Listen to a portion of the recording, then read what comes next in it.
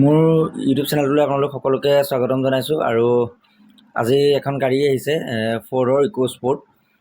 Top মডেলটো হয়, company fitted alloy আহিছে আৰু স্পেয়াৰ টায়াৰটো আনটা আছে, একেবাৰে স্পেয়াৰ টায়াৰ ইউজেই হোৱা নাই। 2017 ডিচেম্বৰৰ গাড়ী হয়, একদম লাষ্টৰ গাড়ী, 18 বুলি ক'ব পাৰি। আৰু গাড়ীখন খুব ধুনীয়া হৈ আছে, কণ্ডিশ্যন অৰিজিনেল পেইণ্টত আছে, গাড়ী একো কাম নাই। টায়াৰ 80%ৰ ওপৰত আছে, খুব ধুনীয়া হৈছে। গোটেইকেইটা টায়াৰে নতুন টায়াৰ বুলিয়ে ক'ব পাৰি, লগত অহা টায়াৰ, কোম্পানী ফিটেড টায়াৰ। আৰু গাড়ীখন গোটেই বেক বাম্পাৰটো ফ্ৰণ্ট বাম্পাৰ গাড়ী গোটেই অৰিজিনেল পেইণ্টত আছে, কোনো এক্সিডেণ্টেল ইছ্যু নাই, খুব ধুনীয়া হৈ আছে। খালি ইয়াতে কিছুমান টাৰ্মছ এণ্ড কণ্ডিশ্যন সোমাই আছে। যিহেতু গাড়ীখন মোৰ লগৰ এজনৰ হয়, তেখেতে মোক ক'লে যে ভিডিঅ' এটা বনাই পেলাই ইউটিউবত দিব লাগে। আৰু গাড়ীখন তেখেতে যিহেতু চেল কৰিব, আৰু গাড়ীখনৰ ফাইনেন্স আছে, সেই ফাইনেন্সটো তেখেতে মাৰিব যাৰ নামত গাড়ী আছে, যোনজন অনাৰ হয়। গাড়ীখন আপোনালোকে গোটেইখিনি ফিচাৰ্ছে পাব, গোটেই LCD পৰা ধৰি কোম্পানী ফিটেড 6টা এয়াৰ বেগ আছে, যিমানখিনি এখন লাক্সাৰী গেট ফিচাৰ্ছ থাকিব লাগে গোটেইখিনি আছে।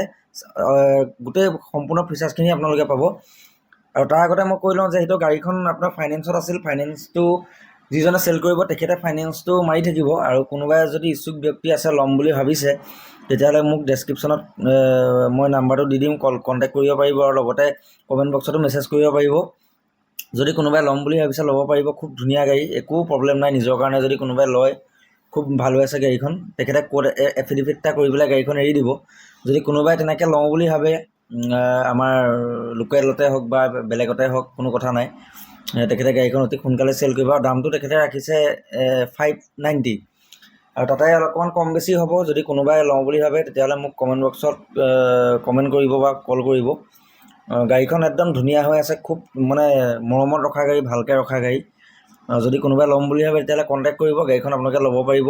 খালি ইয়াতে মই আৰু এটা কথা কৈ আছোঁ, এইখন গাড়ী ৰিফাইনেন্স নহ'ব। আৰু এইটোও নহ'ব যে কোনোবাই যদি ভাবে যে মই গাড়ীখন লৈ লওঁ, লোনটো মই ইনষ্টলমেণ্টটো মই মাৰিম, তেনেকৈ তেখেতে গাড়ীখন চেল নকৰে। যিহেতু তেখেতে ওৱান টাইম আপোনালোকে পে'মেণ্ট কৰিব লাগিব, আৰু EMIটো তেখেতৰ একাউণ্টৰ পৰা অটো ডেবিট হৈ থাকে মাহে মাহে।